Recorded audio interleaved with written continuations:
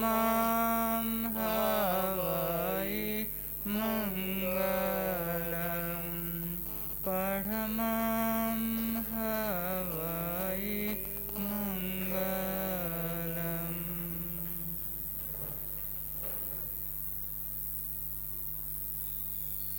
उठ उठ रे मारा ज्ञानी रे जीवड़ा, धो घड़ी प्रभुरो भजन करो, दो घड़ी प्रभुरो भजन करो। उठ उठ रे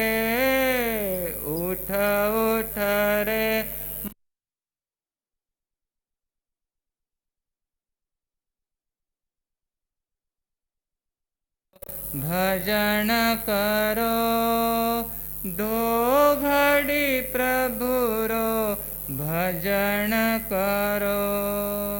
प्रभु भजना सुमैल दुवे है, प्रभु भजना सु दुवे है।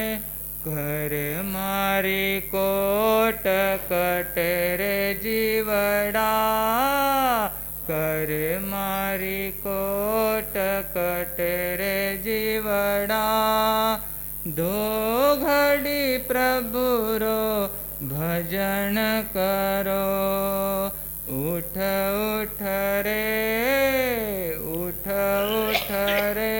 मारा ज्ञानी रे जीवड़ा, दो घड़ी प्रभुरो भजन करो, दो घड़ी प्रभुरो भजन करो। प्रभु भजना सु शांति मिले है, प्रभु भजना सु शांति मिले है। प्रभु सुतार जुड़े रे जी,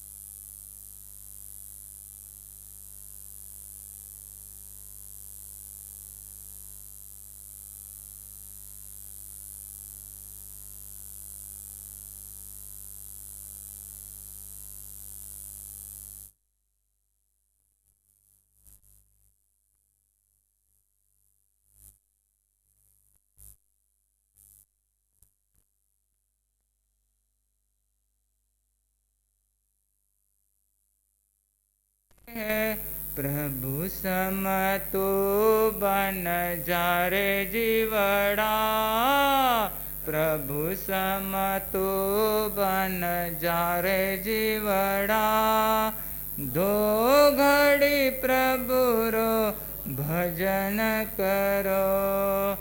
उठ उठ रे मारा ज्ञानी रे जीवड़ा, दो घड़ी प्रभुरो भजन करो, दो घड़ी प्रभुरो। प्रभु भजना सु ज्ञान खुले है, प्रभु भजना सु ज्ञान खुले है। पद अरिहंत मिले रे जीवड़ा, पद अरिहंत मिले रे जीवड़ा, दो घड़ी प्रभुरो भजन करो। उठ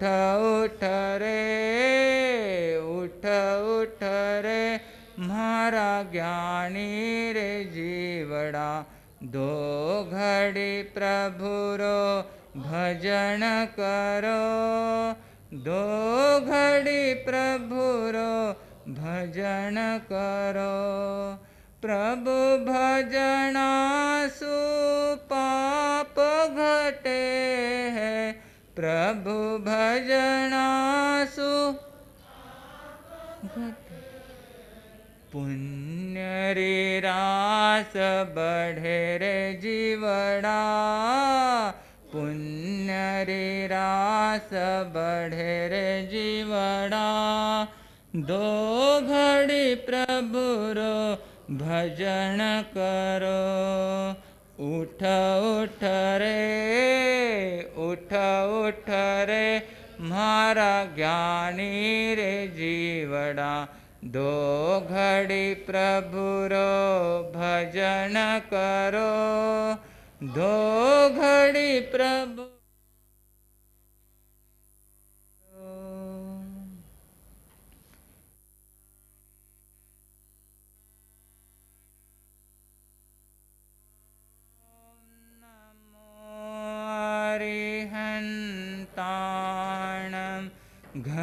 घबराओ न दुख से जीवन में, जीवन सुख दुख का मेला है। घबराओ न दुख से जीवन में, जीवन सुख दुख का मेला है। शरणा ले लो अरिहंतों का, शरणा ले लो।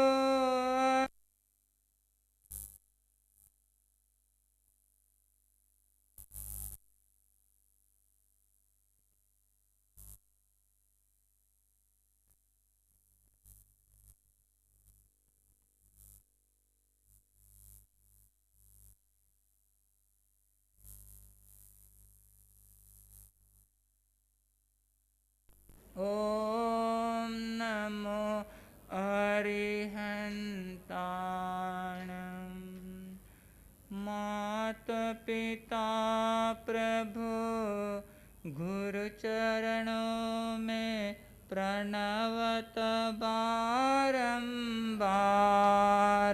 हम पर किया बड़ा उपकार, हम पर किया बड़ा उपकार।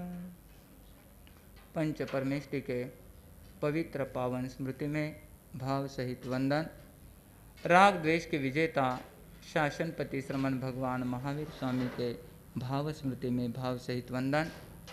जन जन के आस्था के केंद्र प्रातः स्मरणीय परम आराध्य भगवंत पूज्य गुरुदेव श्री आनंद ऋषि जी महाराज साहब, तपस्विराज प्रेरणादाता पूज्य गुरुदेव श्री मगन मुनि जी महाराज साहब के चरणों में वंदन।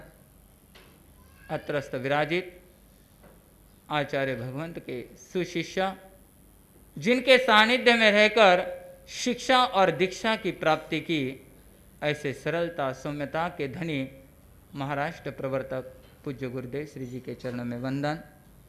परम विदुषी महासती वृंद और यहाँ पर विराजमान धर्मानुरागी भाइयों, माताओं बहनों, आप सभी के भीतर विराजमान उस परमात्मा को, शुद्ध स्वरूप आत्मा को भाव सहित वंदन। आज का जमाना अगर देखा जाए तो सभी ओर एक ही दौड़ लगी है, और वह दौड़ है सिर्फ धन कमाने की दौड़। धन कमाते कमाते व्यक्ति धर्म को भूलता जा रहा है और धन के पीछे जिंदगी का अनमोल समय वो व्यतीत करता आ रहा है।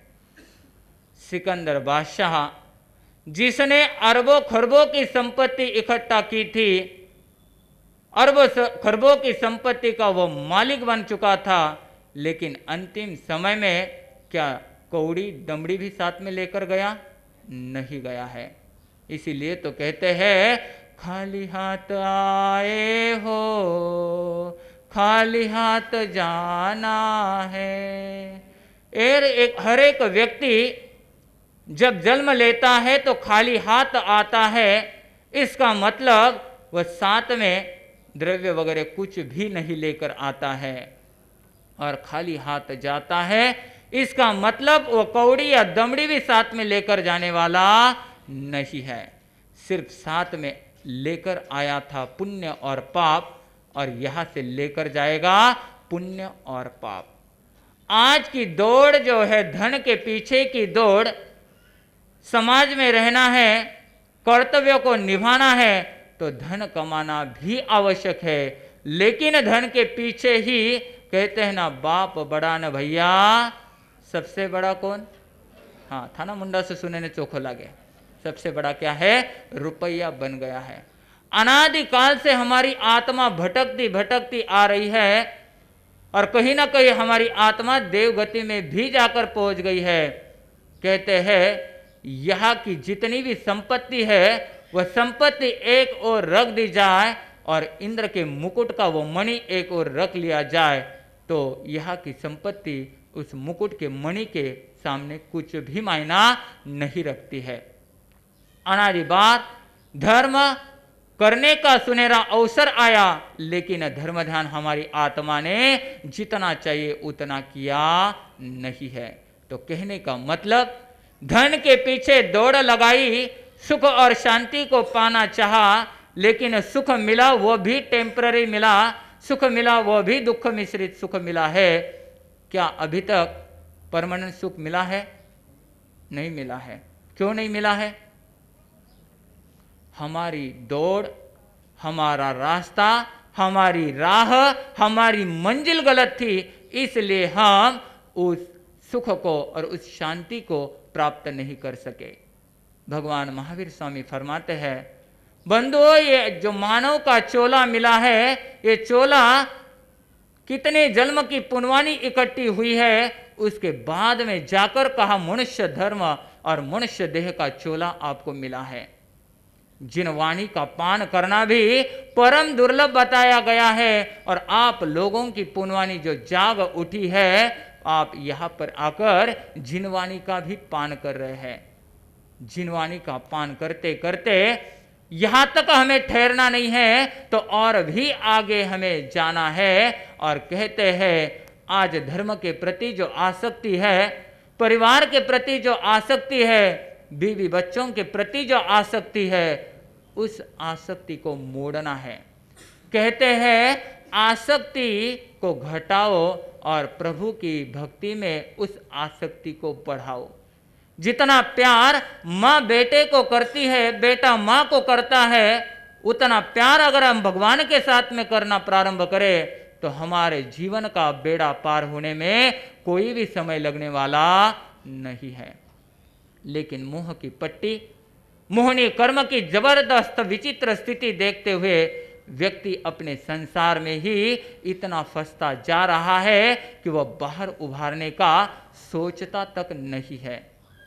बंधुओं, ये जीवन इतना अनमोल है, ये दोबारा मिलने वाला नहीं है। तो आज का प्रवचन का विषय है, संसार की आसक्ति को घटाओ और प्रभु के साथ आसक्ति से जुड़ जाओ।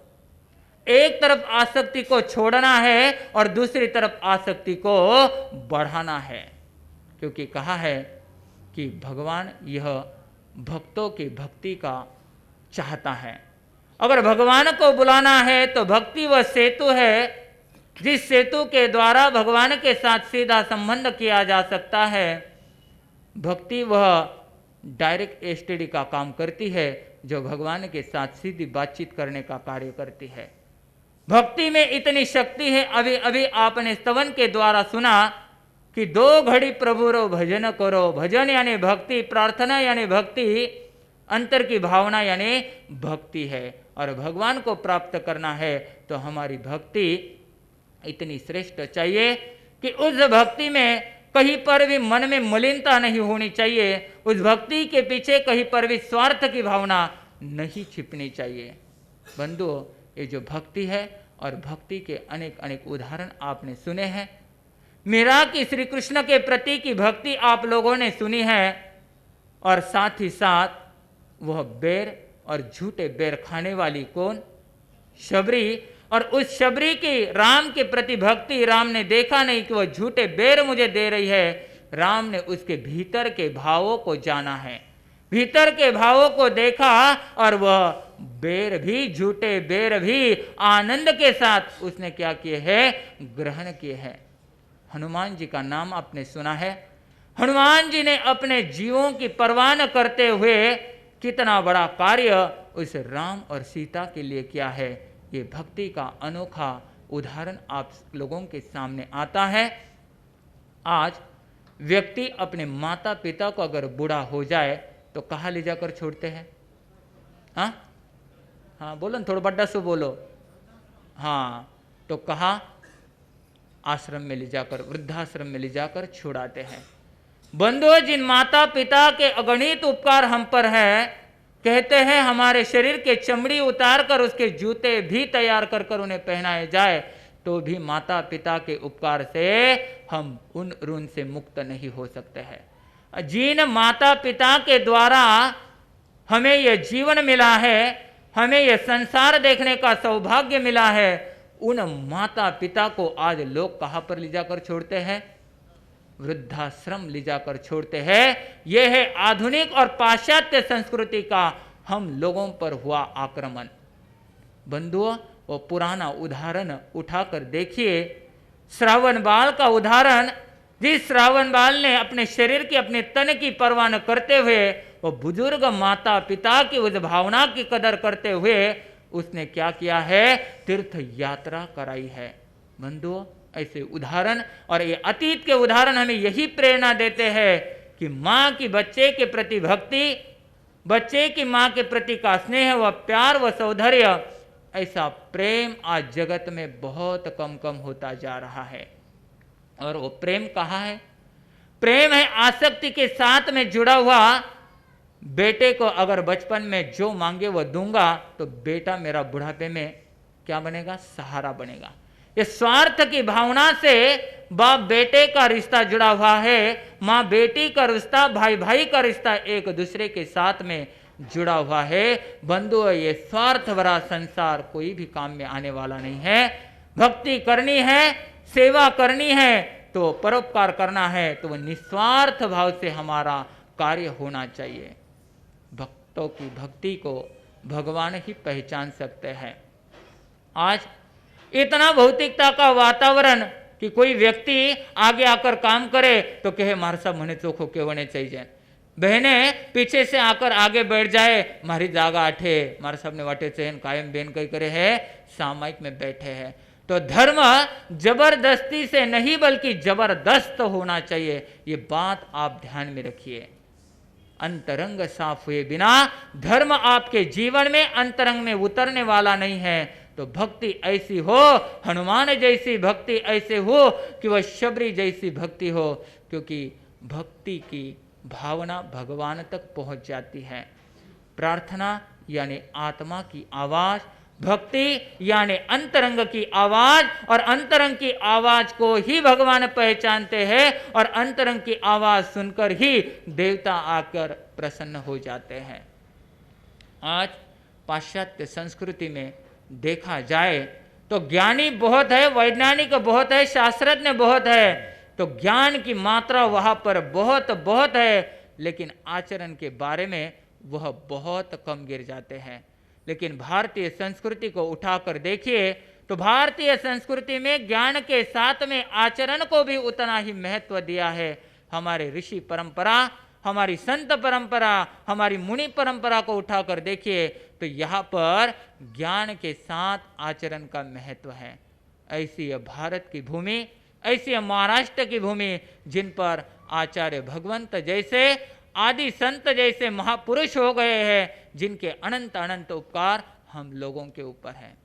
आज गुरुदेव को जाकर 10-12 साल हो गए हैं, ज़्यादा भी साल हो गए हैं, लेकिन बंधुओं आज भी आप गुरुदेव का नाम लेते हैं तो आपके काम होते हैं। ये किसका फल है? ये आपकी भक्ति का फल है। अंतरंग से गुरुदेव को पुकारो और गुरुदेव लगते हैं। गुरुदेव यहाँ से गए ही नहीं हैं, हमारे आसपास और हमारे रग रग में गुरुदेव बसे हुए हैं। तुरंत अंतरंग की आवाज़ सुनकर उस व्यक्ति का कार्य हो जाता है। इसलिए भक्ति बहुत महत्वपूर्ण है। एक जगह पर कहा है, भावनांचा तू भुकेला रे मुरारे, भाव भोळा भक्तीचा तू भुकेला रे मुरारे, भावनांचा तू भुकेला रे मुरारे। भगवान को अगर ढूंढना है तो भगवान कोई काष्ठ की मूर्ति में, सोने चांदी की मूर्ति में नहीं मिलने वाले, पत्थर की मूर्ति में भी भगवान मिलने वाले नहीं हैं, तो भगवान भक्त की भक्ति में ही मिलने वाले हैं। तो ऐसी भक्ति जो परमात्मा तक हमें पहुंचा देती है, परमात्मा तक हमारा कनेक्शन करती है, ऐसी शुद्ध और शुभ भाव से हमारी भक्ति हो। आज का दिन परम महत्वपूर्ण दिन, क्योंकि यहाँ पर सुख सागर नगर का संघ आकर पहुंच गया है। साथ ही साथ कहते हैं, जिस सभा में बच्चे न हो वह सभा क्या काम की, क्योंकि बच्चे यानी देवता का अवतार, भगवान का रूप माना गया है कि बच्चे के मन में वह निष्पाप भावना रहती है, हे माझा आणि हे तुझ, ये निर्विवाद भाव बच्चे के दिल में रहता है।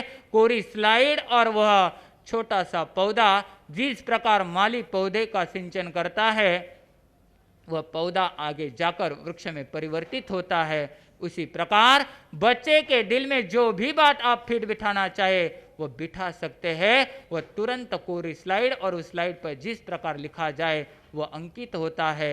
उस प्रकार बच्चे के दिमाग में बचपन में जो संस्कार डाले जाते हैं वे संस्कार अमिट होते हैं। आज जगत को, विश्व को आवश्यकता है सुसंस्कारों की। आचार्य भगवंत दूरदृष्टि के चाहते थे और उन्होंने दूरदृष्टि रखी थी, इसलिए तो कहते हैं स्वप्न है मेरे आनंद गुरुवर का, संस्कारित बालक हो हर घर का। आज का बच्चा ही राष्ट्र का और देश का भविष्य है, और बच्चों को अगर सुसंस्कारित करेंगे तो आने वाली पीढ़ी और उस पीढ़ी में से सच्चे श्रावक श्राविका बन सकते हैं। तो बंधुओं, कहने का मतलब आचार्य भगवान के इस सपने को पूज्य गुरुदेव श्री कुंदन ऋषि जी महाराज साहब आदि संत सती वृंद पूरा करने का प्रयास कर रहे हैं। तो पूज्य गुरुदेव का जन्मदिन नवंबर महीने के आसपास, अक्टूबर एंड में ही आ रहा है।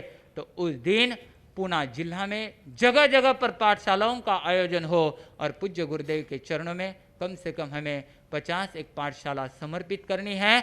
ऐसे बच्चे, जो बच्चे बढ़कर सुसंस्कार प्राप्त कर कर आने वाले भविष्य में वे सच्चे नागरिक बन सकते हैं, सच्चे श्रावक श्राविका बन सकते हैं, इसलिए हमें प्रयास करना है।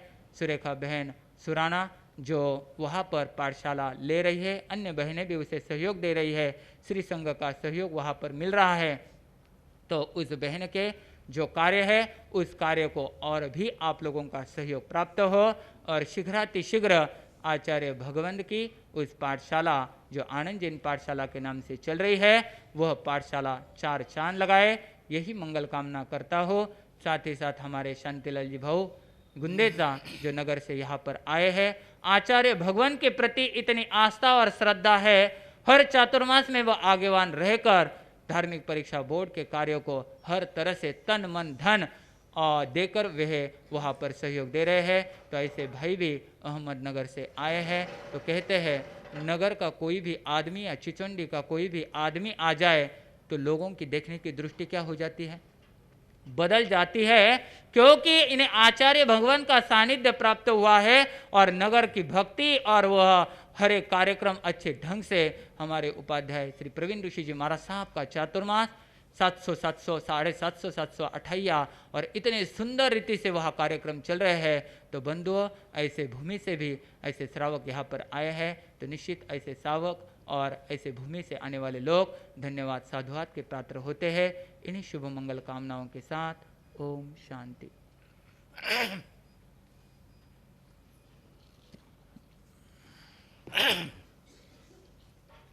प्रभु विनय यही है चरणन में, प्रभु विनय यही है चरणन में। हो सन्मति जन जन के मन में। हो सन्मति जन जन के मन में। प्रभु विनय यही है चरणन में। प्रभु विनय यही है चरणन में। सत्य का सब देश पुजारी हो। सत्य का सब देश पुजारी हो। हठवाद की दूर बीमारी हो। हठवाद की दूर बीमारी हो। अभिमान न हो मानव गण में। अभिमान न हो मानव गण में। प्रभु विनय यही है चरणन में। प्रभु विनय यही है चरणन में। अज्ञान तिमिरान्धाना ज्ञानाञ्जन शलाकया चक्षुरुन्मीलितं येन तस्मै श्रीगुरवे नमः। परम श्रद्धेय महामहिम गुरुदेव के चरणों में वंदन। समादरणीय संत वृंद, विदुषी महासती वृंद, धर्म प्रेमी भाइयों, माता और बहनों, आपके सन्मुख आचार्य हेमचंद्र के द्वारा दिए हुए मार्गानुसारी के 35 बोल, उसी सूत्र को आपके सामने रखा जा रहा है। जिस व्यक्ति को मोक्ष का मार्ग अपनाना है, उन व्यक्तियों के लिए ये सूत्र बड़े ही लाभदायक है, प्रेरणादायक है, उन्हें आचरण करने लायक है। कल 16 सूत्र हमारे हुए थे, आज यह 17वां सूत्र है। आचार्यों ने कहा है अष्टभिधीर गुणैर्युक्त, यानी 8 प्रकार के बुद्धि के जो गुण बताए हैं, उन गुणों से युक्त श्रावक हो। उसके जीवन के अंदर भी ये गुण होने चाहिए। बुद्धि हर एक को नहीं मिलती है। बुद्धि यह मानव के लिए एक वरदान है।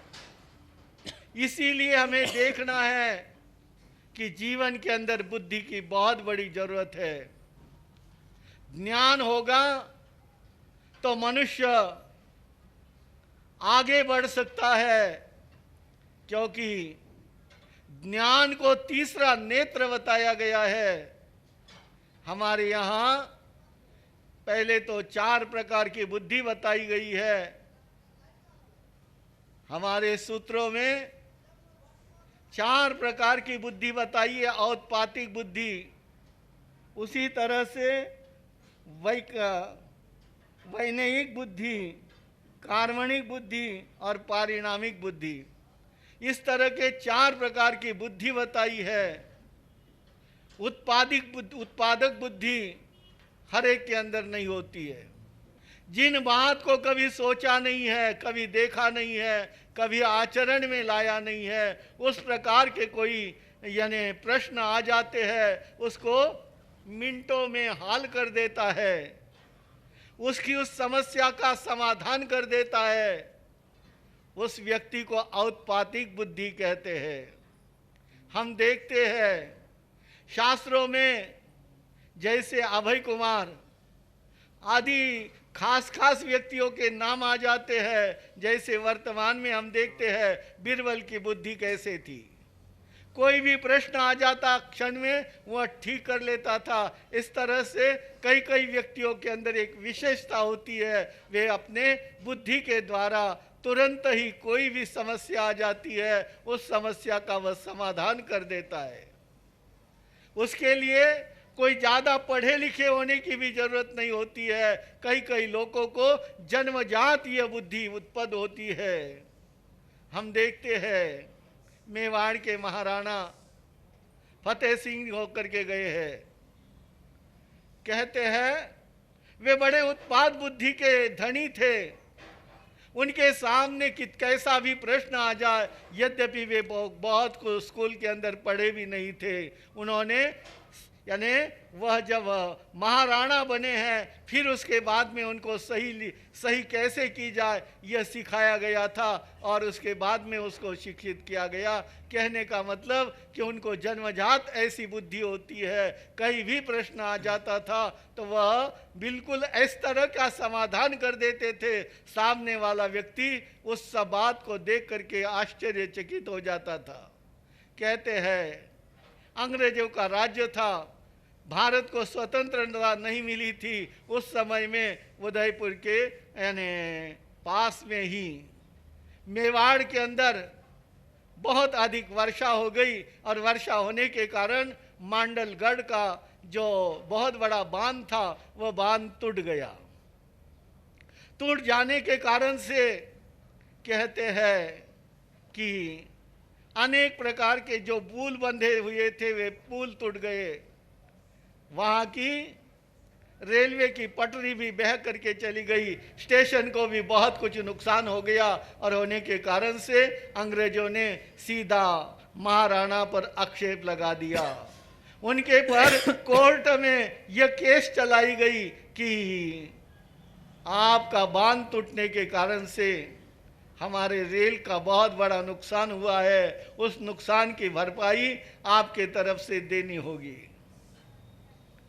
सभी राजा के यानी महाराणा के वहां पर यह बात आ गई। मंत्री लोग बैठे और बैठने के बाद में विचार करने लग गए कि इतना ज़्यादा नुकसान भरपाई का प्रश्न सामने आ गया था, उनके खजाने में भी उतना पैसा नहीं था। फिर भी अब सोचने लगे कि क्या किया जाए। सभी उसी उधेड़बुन में पड़े हुए थे और ऐसे समय में महाराणा के कान पर भी वह बात चली गई।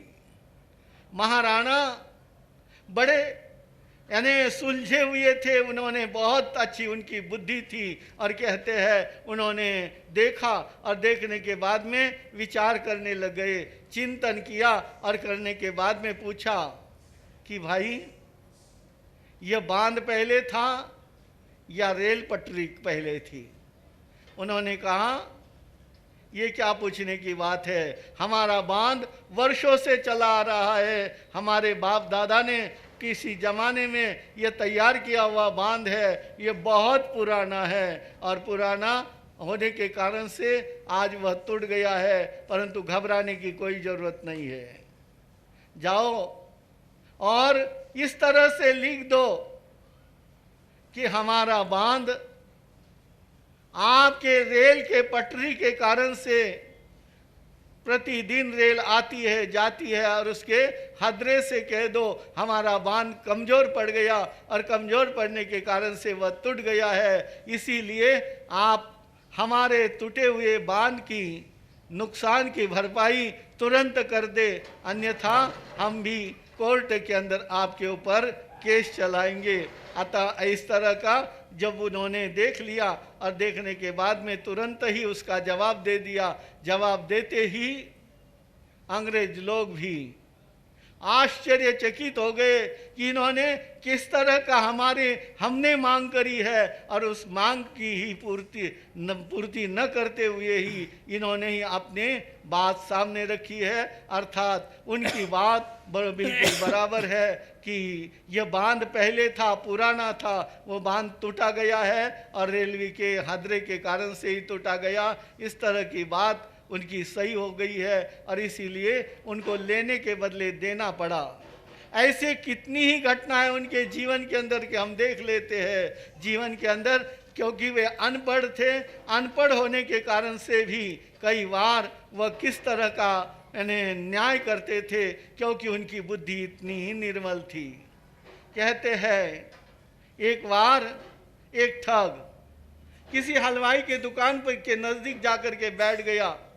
सुबह से लेकर के शाम तक देखता गया कि हलवाई किसको कितना माल देता है, कितना पैसा आता है। सभी पैसे उसने एकत्र कर लिए और करने के बाद में शाम के समय में हलवाई जो रकम आई घर के तरफ ले जा रहा था।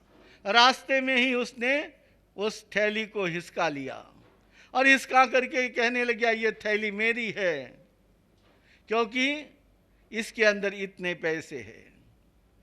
वहाँ लोग भी जम गए, एकत्र हो गए और एकत्र होने के बाद में कहते हैं उन्होंने उस रकम को अच्छी तरह से क्या कर लिया है, गिन लिया। और गिनने के बाद में सोचने लगे कि इसकी बात सही है, क्योंकि जितनी रकम इसने कही है उतनी ही रकम इसके अंदर है। वास्तविक यह थैली किसकी है? यह ठग की है। इस तरह का न्याय देने लग गए, परंतु उसने कहा कि भाई यह न्याय बराबर नहीं है। यदि न्याय करना है तो महाराणा फतेह सिंह जी के पास में जाएंगे और वे जो कुछ कहेंगे वह हम मान लेंगे। वह मानने के दृष्टि से वहाँ फतेह सिंह जी के पास में चले गए और जाने के बाद में दोनों ने अपनी अपनी बात रखी कि यह रकम मेरी है। हलवाई कहता है यह मेरी है, वह सामने वाला कहता है, ठग कहता है मेरी है। और उसने देखा कि इतनी यह गिनी हुई जितनी रकम है उतनी ही रकम इसके अंदर है। उसका पलड़ा थोड़ा ऊंचा था। फिर भी महाराणा ने देखा, दोनों के तरफ दृष्टि दौड़ाई और दौड़ाने के बाद में देखा कि हलवाई के चेहरे पर की सभी हवाइयाँ उड़ी हुई थी और उसका बहुत कुछ चेहरा देख करके महाराणा ने सोचा कि वास्तविक यह रकम इसकी होनी चाहिए। परंतु जो ये कह रहा है इस बात को भी हम इनकार नहीं कर सकते हैं। फिर भी उन्होंने कहा जाओ पानी लेकर के आओ। पानी लाने के लिए कहा, सभी रकम उसके अंदर डाल दी और डाल देने के बाद में अपने आप तेल ऊपर आ गया और कह दिया महाराणा ने कि भाई यह सभी रकम किसकी है? इस हलवाई की है। ऐसी कई घटनाएं उनके जीवन के अंदर मैंने कई बार पढ़ी थी और पढ़ने के कारण से बता दिया कि औत्पातिक बुद्धि जिसकी होती है वह क्षण में क्या कर देता है, किसी भी बात का फैसला कर देता है और वह फैसला बिल्कुल ठीक होता है। इसी तरह से हमारे यहाँ पर औत्पातिक बुद्धि कहती है, एक होती है वैज्ञानिक बुद्धि, यानी विनय के द्वारा, विनय से जो बुद्धि प्राप्त हो जाती है, नम्रता के कारण से। क्योंकि अभी आप लोग सुन रहे थे कि जो भी बात यानी नम्रता से जो कुछ मिल सकता है वह दूसरे और किसी से नहीं मिल सकता है। तो बुद्धि नम्रता से भी बहुत कुछ बढ़ सकती है। तो एक होती है वैज्ञानिक बुद्धि, एक होती है वैज्ञानिक बुद्धि, एक होती है कार्मणिक बुद्धि। कार्य करते करते, जैसे किसी को कुछ भी नहीं आता है परंतु वह दुकान पर बैठने लग गया, दुकान से कार्य करने लग गया, धीरे धीरे वह उसके अंदर भी यानी क्या हो जाता है, बहुत कुछ वो बन जाता है। इसी तरह से जिसके जीवन के अंदर कार्य करते करते जो बुद्धि आ जाती है उसको वह यानी कार्मणिक बुद्धि कही जाती है और पारिणामिक बुद्धि। इस तरह से 4 प्रकार की बुद्धि बताई है, परंतु 4 प्रकार के बुद्धि के साथ ही साथ उन्होंने कहा कि बुद्धि के जो 8 गुण बताए गए हैं 8 गुणों के से मनुष्य को युक्त होना चाहिए। जिसके जीवन के अंदर ये 8 गुण हैं, वही व्यक्ति जीवन के अंदर आगे बढ़ सकता है। मैंने पहले ही कहा कि ज्ञान होगा तो मनुष्य आगे बढ़ सकता है, और अज्ञानी व्यक्ति कहीं का नहीं होता है। भगवान ने इसीलिए कहा है कि ज्ञान से ही जीवन का विकास हो सकता है। ज्ञान जिसके पास में नहीं है, वह आराम से पेट भी नहीं भर सकता है। आप जानते ही हैं, आध्यात्मिक दृष्टि से भी ज्ञान की उतनी ही जरूरत है, और व्यावहारिक दृष्टि से भी उतनी ही जरूरत है। जिस व्यक्ति के पास में ज्ञान होगा, वह आराम से अच्छी तरह से रोटी भी खा सकता है। जब तक उसको यानी असली क्या है, नकली क्या है, इसकी जानकारी नहीं होगी, वहाँ तक वह जीवन के अंदर आगे विकास नहीं कर सकता है। इसीलिए ज्ञान की बहुत बड़ी ज़रूरत है। मैं बता रहा था, मुझे एक घटना याद आ गई। कहते हैं एक जौहरी के पास एक व्यक्ति पहुंचा, और पहुंच करके कहने लगा कि मेरे पास में कुछ जौहरात पड़े हुए हैं, ये जौहरात मुझे बेचने हैं, मैं बहुत बड़े आपत्ति में आकर के फंस गया हूँ, मुझे पैसे की बहुत बड़ी ज़रूरत है। वह बड़ा यानी चालाक था, उसने इस तरह से यानी उसके सामने बात रखी, तो जौहरी भी सोचने लग गया कि कोई हर्ज नहीं है, जौहरात लेकर के आया हुआ है, हो सकता है यह आपत्ति में फंसा हुआ है, मुझे क्या हो जाएगा, बहुत कुछ नफ़ा भी मिल सकता है। इसलिए कहने लग गया, बताओ तुम्हारे कौन से जौहरात है। दूर से देखे, और देखने के बाद में यानी जानते ही आप लोग, जो नकली चीज़ होती है वह ज़्यादा चमकती है, वो ज़्यादा चमकने लग गई, और चमकने के कारण से ये सोचने लग गया कि ये सभी असली होनी चाहिए, और कहने लग गया, बताओ कितने को देना है। इसने कहा, यह तो लाखों की चीज़ है, फिर भी तुम जो देंगे वह मैं ले लूँगा, मुझे ज़रूरत है। और इसीलिए उसने कहा कि जो आप दे दोगे वह मैं लेने के लिए तैयार हूँ। तुरंत ही इसने कहा, मेरे पास में इतनी रकम है, इससे ज़्यादा मेरी यानी कोई भी हैसियत नहीं है, मेरे पास में जो कुछ है वह सभी मैं देने के लिए तैयार हूँ। इसने सोचा कि और क्या चाहिए, क्योंकि ये नकली वस्तु है, और नकली वस्तु तो जितने पैसे आ जाएंगे वह मेरे ही मेरे है। इसीलिए उसने क्या कर दिया है, वह जितनी रकम दे दी वह ले ली, और 9 2 11 हो गया। थोड़े देर के बाद में वह जौहरी देखने लग गया, इसकी कितनी कीमत आ सकती है, इसके कितने पैसे आ सकते हैं, मुझे कितना पैसा इसमें मिलेगा। ये देखने लग गया, और देखते देखते विचार करने लग गया, और अच्छी तरह से जब वह देखता है तो सोचने लग गया कि मैं तो बहुत बड़ा ठगा गया हूँ। कभी कभी अच्छे अच्छे व्यक्ति भी ठगे जाते हैं। ये ना समझो कि जिनके पास में बुद्धि नहीं है, बुद्धू ही व्यक्ति ठगे जाते हैं। कई बार अच्छे अच्छे व्यक्ति भी ठगे जाते हैं। अभी थोड़े दिन पहले अखबारों में आता था कि उसने करोड़ों रुपया लोगों के पास में ठग करके डबल पैसे करवा देता हूँ, यह कह करके उसने क्या कर दिया है, ले करके गया। इसी तरह से अच्छे अच्छे व्यक्ति भी ठगे जाते हैं। यह सोच लग गया, अर्थनाशम मनस्तापम ग्रहे दुश्चरितानि च वंचनम च अपमानम च मतिमान न प्रकाशयेत। बुद्धिमान कहते हैं वह व्यक्ति इन बातों से गुप्त रखे, किसके सामने कहे नहीं, और अपनी इज्जत को खराब ना करे। इसीलिए उसको 8 बातें ध्यान में रखनी है। अर्थनाशम मनस्तापम, अर्थ का नाश हो जाना, अर्थ चला जाना, यानी पैसे निकल जाना, ये किसी को कहा नहीं जाता है। यदि पैसे मेरे पास नहीं रहे ऐसा कह देंगे तो क्या हो जाएगा, लेने वाले तो आ जाएंगे, देने वाले कुछ भी नहीं देंगे। इसीलिए अर्थनाशम यानी अर्थ का नाश हो जाना, ये किसी के सामने नहीं कहा जाता है।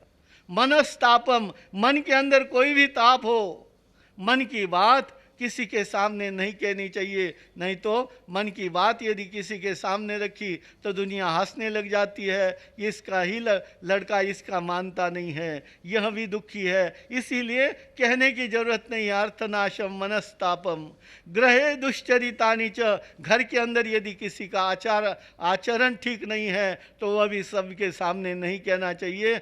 उसी तरह ग्रहे दुश्चरितांच वंचनम च अपमानम च, एक ठगा जाना और अपमानित हो जाना, ये भी हर एक के सामने नहीं कहना चाहिए। बुद्धिमान व्यक्ति उसको यानी क्या कर लेता है, अपने तक ही सीमित रख लेता है और सोचता है मन ही मन में वह व्यक्ति दुखी होने लग गया, सोचने लग गया कि मेरे पास में जितनी रकम थी वह रकम क्या हो गई, सभी चली गई है। क्या हो गई, मैं तो बहुत बड़ा ठगा गया हूं, अब मेरे पास में व्यापार के लिए भी कुछ नहीं बचा है, क्या होगा। इसी के चिंता में वह रोज झूलने लग गया, वह दुखी होने लग गया। और थोड़े दिनों के अंदर आप जानते ही है, चिता और चिंता में इतना ही अंतर है। चिता तो मरे हुए व्यक्ति को जलाती है, परंतु चिंता जीवित व्यक्ति को ही खत्म कर देती है। धीरे धीरे वह व्यक्ति क्या होने लग गया, बीमार पड़ने लग गया, चिंता के कारण से वह झूरने लग गया और थोड़े ही दिनों के अंदर उसकी स्थिति बहुत खराब हो गई। पत्नी को बुलाया और कहने लगे अब मेरा अंतिम समय आ गया है, अब मैं बचूंगा ऐसा मुझे नहीं लगता है, परंतु देखो जीवन के अंदर कुछ जो कुछ है वह इतना ही अपने पास में है।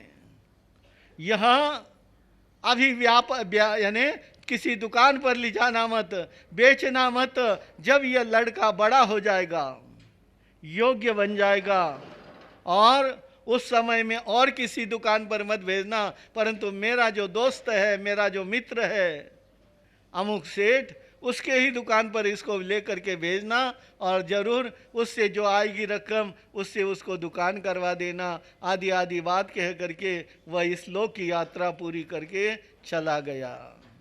जाने के बाद में पत्नी समझदार थी, बुद्धिमान थी और यानी अपने परिवार को अच्छी तरह से चलाने वाली थी। इसीलिए उसने क्या कर दिया है, बहुत काट कसर से काम चालू किया और बच्चे को सिखाना पढ़ाना योग्य बनाने के लिए वह तैयार हो गई है और सोचने लगी अब मेरे पर बहुत बड़ी जवाबदारी आई है, इस लड़के को मुझे योग्य बनाना है, बहुत अच्छी तरह से पढ़ाना है। इसीलिए उसको स्कूल में भी डाल दिया। इधर उधर से वह मजदूरी करके अपने जीवन को स्वयं को भी, परिवार को भी चलाती है और बच्चे का शिक्षण भी वह कर रही है। ऐसे करते करते कहते हैं बच्चा जब 17-18 वर्ष का हो गया, सोचने लगे कि अब अपने को दुकान करनी चाहिए। तुम्हारे पिता की जवरात की दुकान थी, तुम्हें भी जौहरी बनना है, परंतु अपने पास में पैसा तो है नहीं है, जाओ तुम अपने चाचा के वहाँ पर ले जाओ ये सब। किसको? ये जवरात पड़े हैं, ये जवरात कहाँ ले जाना? अमुक सेठ के दुकान पर ले करके जाना और उनको कह देना ये जवरात हमें बेचने हैं। जवरात लेकर के वह वहाँ पर पहुँचता है, चाचा जी के पास में पहुँचता है और कहता है चाचा जी मेरे पिता ने अंतिम समय में आपके दुकान पर ही ये जवरात बेचने के लिए कहा था कि आप इसको बेच दो और बेच करके जो रकम आ जाएगी उससे मैं व्यापार करना चाहता हूँ, व्यवसाय करना चाहता हूँ। उन्होंने कहा ठीक है बेटा, कहाँ है तुम्हारे पास में जवरात, कौन से है वह? उन्होंने दूर से ही देखे और दूर से ही देख करके पहचान लिया कि ये तो सभी नकली है, ये नकली है। और इस बच्चे को यदि मैं कह दूंगा ये सभी नकली है तो इस बच्चे का क्या हो जाएगा, हौसला टूट जाएगा, यह बच्चा निराश हो जाएगा, दुखी हो जाएगा। इसके लिए उन्होंने कहा बेटा अभी इस समय में मंदी का समय है, अभी ये बिकने वाले नहीं है, कल ऐसे कर लेना, इस दुकान पर तो आकर के बैठा कर। ये जवाहरात की दुकान है, ये तेरे पिताजी के यानी क्या है, मेरा बहुत दोस्त था, इसीलिए कल से तू इस जवाहरात के दुकान पर आकर के बैठा कर, और तू भी जौहरी यानी बन जाएगा। फिर अपन क्या करेंगे, इसको बेच करके अच्छा पैसा आएगा, तब इसको हम बेच देंगे। इसीलिए उन्होंने क्या कर दिया है, कल से उस लड़के को अपने दुकान पर बिठाना शुरू कर दिया। धीरे धीरे उसको जवाहरात की जानकारी देने लग गया। जवाहरात कैसे क्या होता है ऐसी जानकारी पूरी उसको देने लग गया है। धीरे धीरे वह जवाहरात का बहुत बड़ा अच्छा जानकार बन गया। जानकार बनने के बाद राजा से भी उसको प्रमाण पत्र मिल गया है। प्रमाण पत्र मिलते ही अब सेठ ने कहा, बेटा जाओ घर, और तुम्हारे पास में जवाहरात पड़े हुए हैं, ले आओ। अब उसको हम बेच के क्या करेंगे, रकम खुली करेंगे और तुम्हारे लिए नई दूसरी दुकान खड़ी कर देंगे। जाओ जवाहरात ले करके आओ। अब वो बच्चा घर जाता है, तिजोरी खोलता है। तिजोरी खोल करके क्या कर रहे हैं, जवाहरात को वह देख रहा है। देखने के बाद में सोचता है, अरे ये तो सभी नकली है। ये के को उठाता है और कहाँ डालता है, हाँ गटर में फेंकने लग गया है। एक एक को उठा कर गटर में फेंकने लग गया। माँ कहती है, बेटा क्या कर रहा है? अरे इतने वर्षों से हमने इसको संभाल के रखा है और तू उठा करके कहाँ डाल रहा है? हाँ, गटर में फेंक रहा है। कहने लग गया, माँ इतने दिन मेरे पास दृष्टि नहीं थी, मेरे पास ज्ञान नहीं था, अज्ञान था, और अज्ञानता के कारण से मैं नकली को ही असली मान रहा था। क्या होता है, आज भी स्थिति क्या है हमारी, यही है कि हम भी नकली को असली मान करके बैठे हैं। जो वास्तविक स्थिति है उस स्थिति से हम अनभिज्ञ हैं, जानते भी नहीं हैं कि वास्तविक क्या है, किस लिए हम मानव देह में आए हैं और क्या कर रहे हैं। ये इसकी पूरी जानकारी न होने के कारण से आज हम अज्ञान दशा के अंदर पड़े हुए हैं। उसी लिए उन्होंने कहा कि भाई इतने दिन तो मेरे पास दृष्टि नहीं थी और ये दृष्टि मेरे चाचा ने मुझे दी है। किसने दी है? उसका मेरे पर बहुत बड़ा उपकार है, बहुत बड़ा ऋण है। उसके दृष्टि के कारण से ही आज मैं जानने लग गया हूँ। तो हमें भी देखना है कि वह नकली वस्तु को उसने फेंक दिया और दुकान पर आकर के कहने लग गया, चाचा जी वे तो सबली नकली थे। कहने लग गया, वाह बेटा, मैं यदि उस समय में तुझे नकली कह देता तो तू यह जवाहरात का काम सीखता नहीं है, या आज जो कुछ तुझे ज्ञान हो गया है इसीलिए हो गया है कि तू अच्छी तरह से जानने लग गया। यदि मैं उस समय में कह देता तो तू निराश होता, हताश होता और तू आगे बढ़ नहीं सकता था। तेरे आगे बढ़ने के लिए ही मैंने सब कुछ ये तुझे किया है। तो कहने का मतलब धीरे धीरे वह जवाहरात का कार्य करने लग गया, वो भी बड़ा बन गया। परंतु हमें ये इतना ही देखना है कि असली को नकली हम मान बैठे हैं जब तक हमारे पास में ज्ञान नहीं है। क्या नहीं है?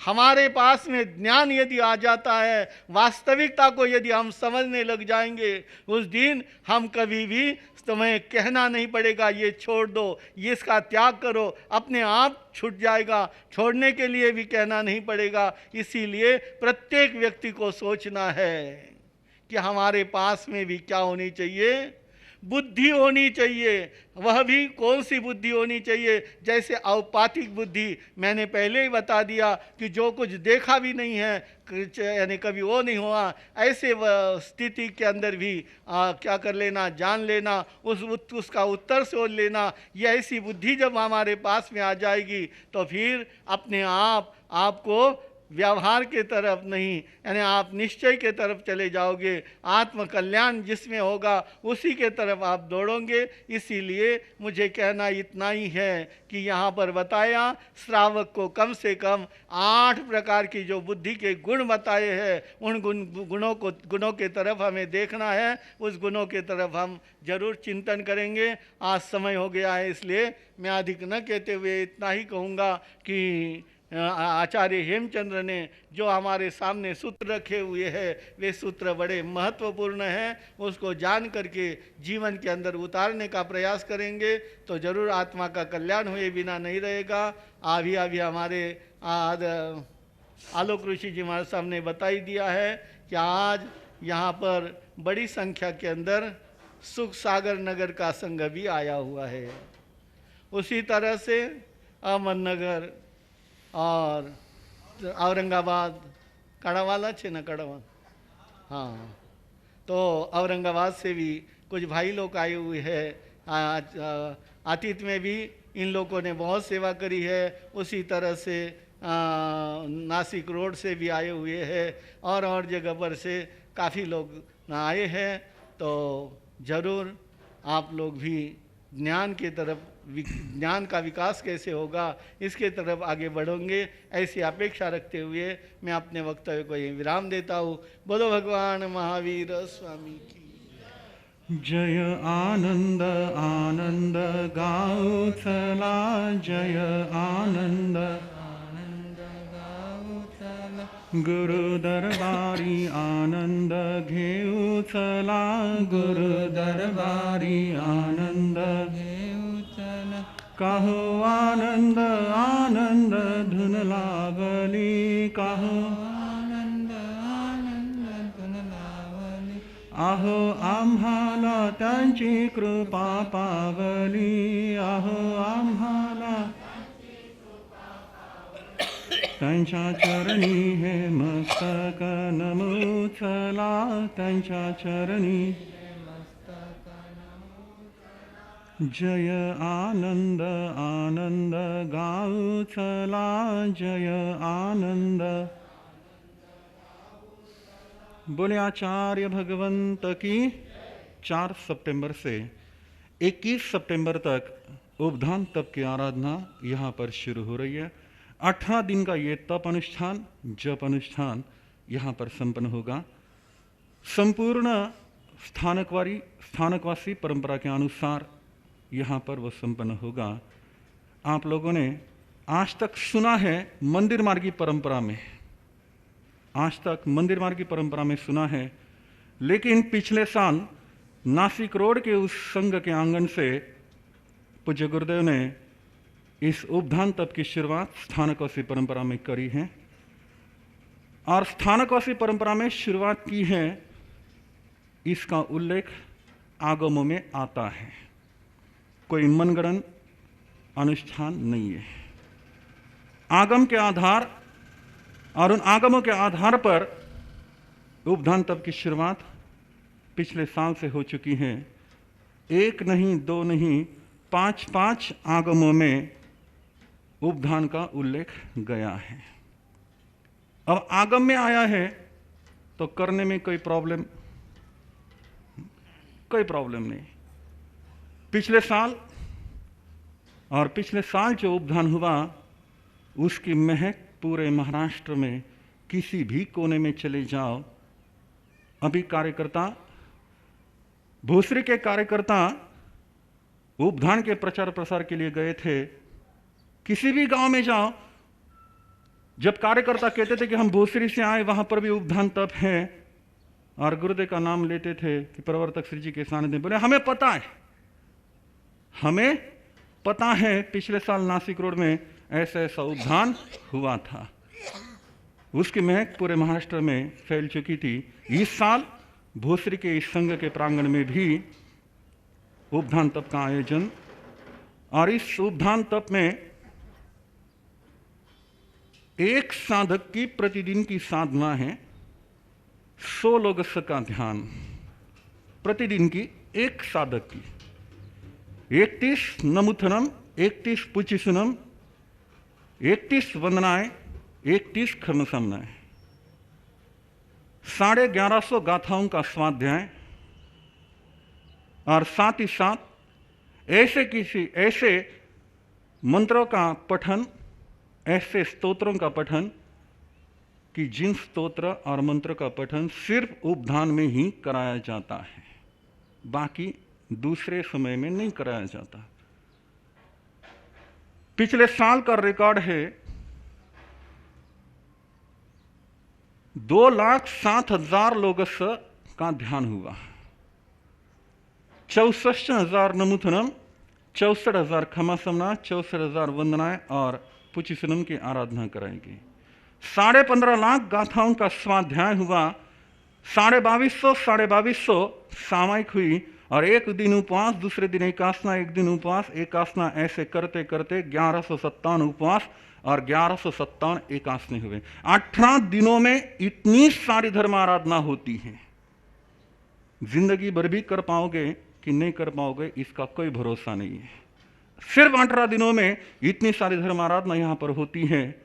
ऐसा अनोखा उपधान तप 4 सितंबर से यहां पर शुरू होने जा रहा है। 150 लोगों को ही बैठाने का प्रयत्न है, ज़्यादा नहीं, 150 ही लोग इसमें सम्मिलित हो सकते हैं।